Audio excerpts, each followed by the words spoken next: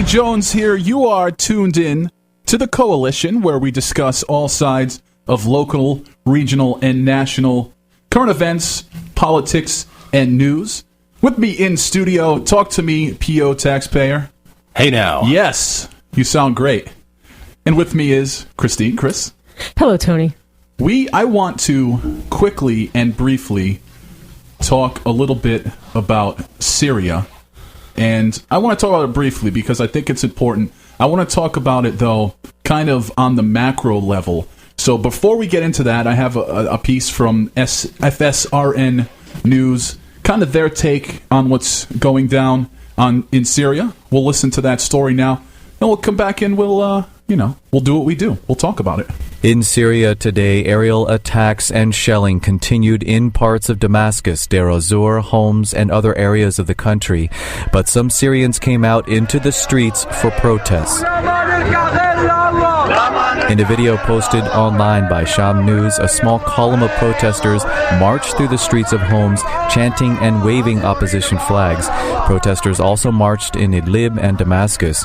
Also today, new evidence emerged about what human rights groups are calling one of the deadliest mass executions in the conflict.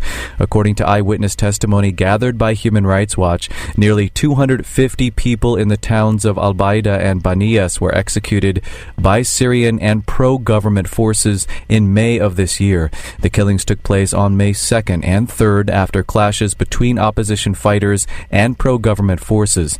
Victims included 23 women and 14 children, including infants, according to Human Rights Watch.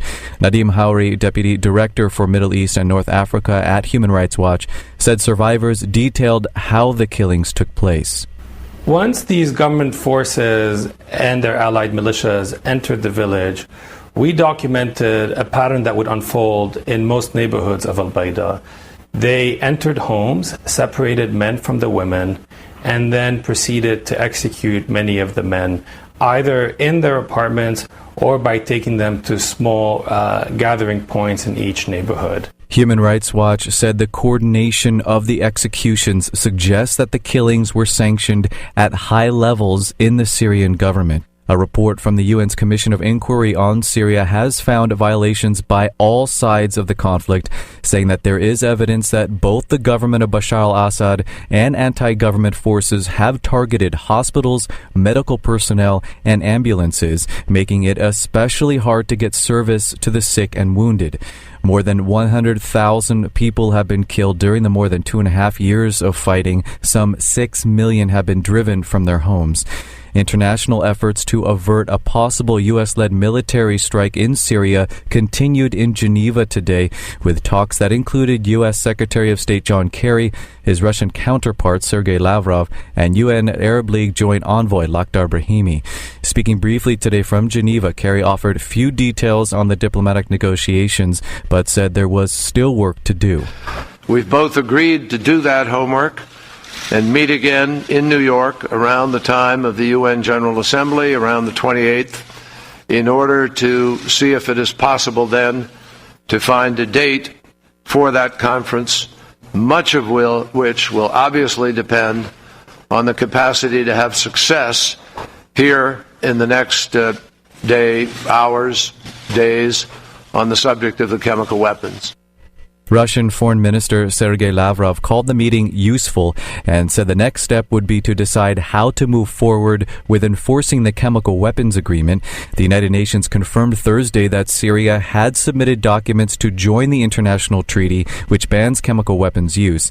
Syrian President Bashar al-Assad said he would reveal information about his country's chemical weapons stockpile a month after signing the pact, according to an interview with Russian state television. But Assad said the U.S. first must stop arming and supporting opposition forces and threatening a military strike. FSRN News there reporting, guys, Syria, obviously, nobody can deny that it is as depressing can be. We were talking about kids, we're talking about the worst of the worst. However, and nobody's talking about it on the higher macro, as high as you can get level, in the as much as is America the world's adult supervision? I say no. we've got a long tradition, fortunately or unfortunately, of ignoring similar conflicts across the world. The most oft-used example right now is Rwanda.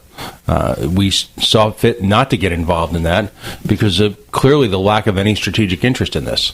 Now, all of a sudden, we've had a deathbed conversion to being the world's policeman because of a perceived strategic interest in this situation.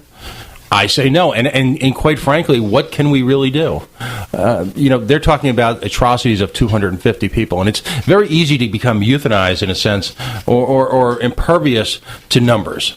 But just remember, too, there's a little town called Srebrenica, which was allegedly a protected community by the United Nations. So we'd gone through all the motions, we'd gone through all the setup, we'd gone through the Sturm und Drang, and the Dutch peacekeepers, it is alleged, stood by while thousands of people were assassinated over a very finite period of time.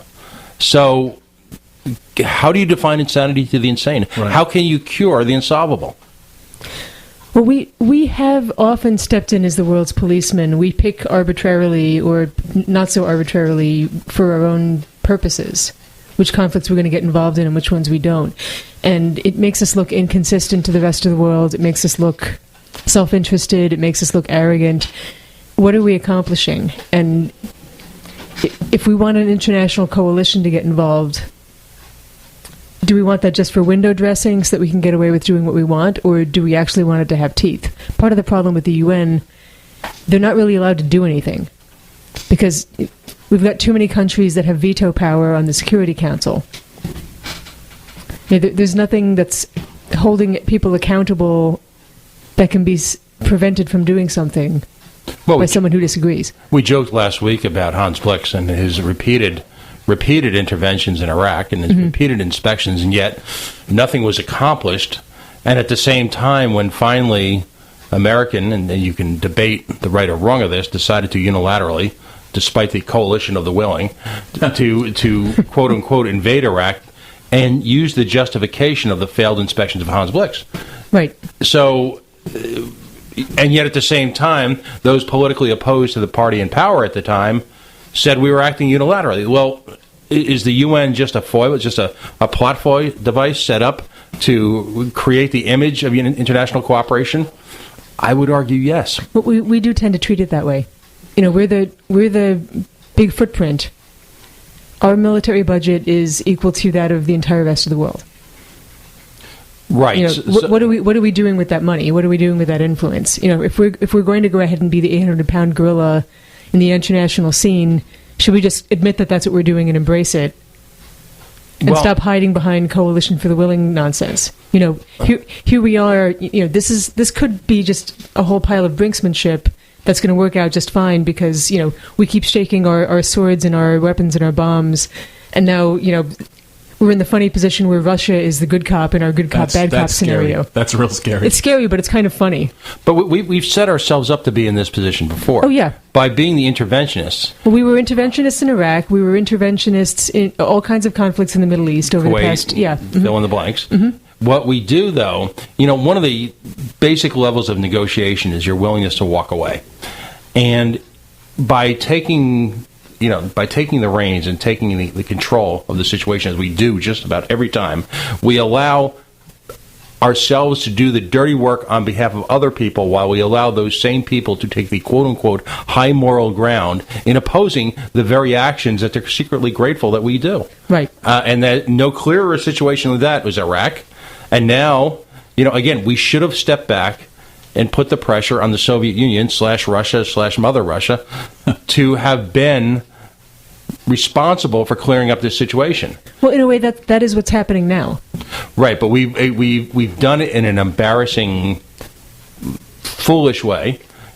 We've stumbled onto a near solution. And by the way, this quote-unquote near solution where we're going to disarm the Syrian in the middle of a civil war from weapons of mass destruction of uncertain origin in uncertain locations is going to now, allegedly, according to some news reports, be accomplished by having, and what's the most overused word this month?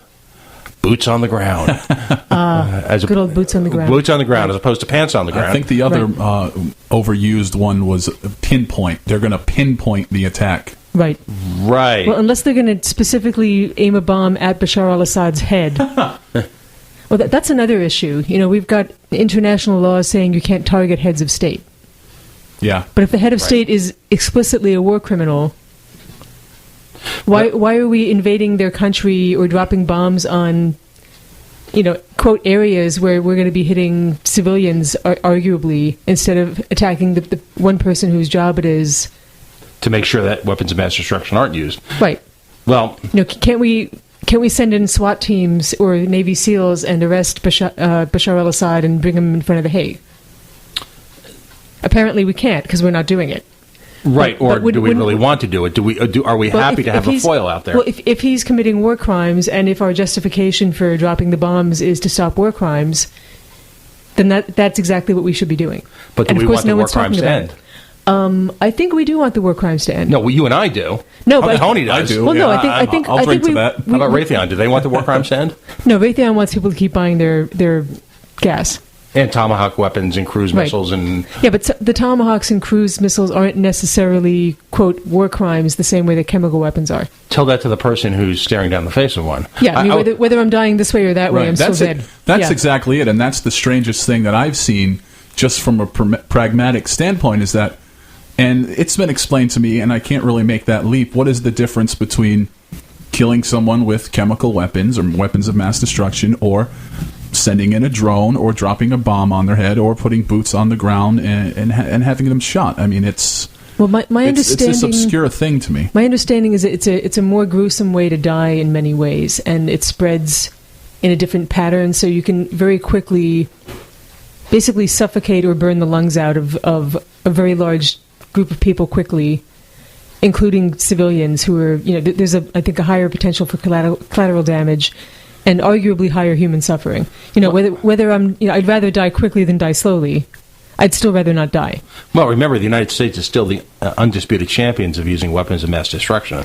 There was that whole Hiroshima thing that we there's that. did. And as someone who's the son of a man who would have gone to the invasion of Japan, I'm grateful they did. Right. It was the right thing to do, but it brings up two larger points.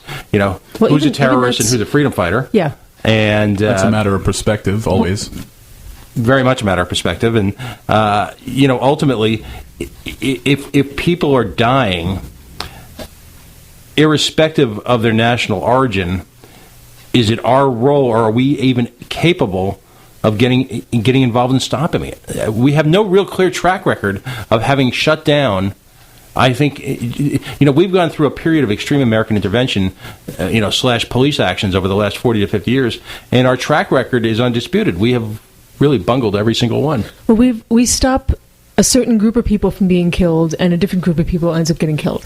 As we're turned the other way. Yeah, so it's this is going either as we're turned the other way, or because the people we help end up being bloodthirsty in their own way. So what you're saying is we engage in human rights whack-a-mole.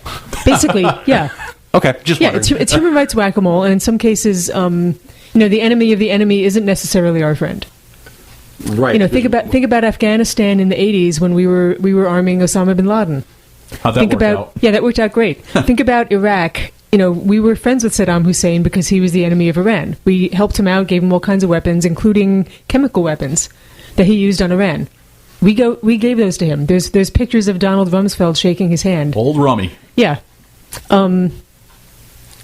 And then we're shocked that he uses them on the Kurds. Shocked. How could he do that? And now he's a human rights violator and a war criminal, and we have to go in there and stop him. And why? I don't understand one assumption. If we, whether it be drones, cruise missiles, Hellfire, Warthogs, whatever we're using against a particular group of people, why is there the assumption that those people aren't going to return fire? Right. Because we're stronger than they are. We're going to be greeted as liberators, that's why. We're hoping that the people on the opposite faction are grateful to us enough to stop us from being attacked. And it isn't necessarily a successful way to run things. And ultimately, the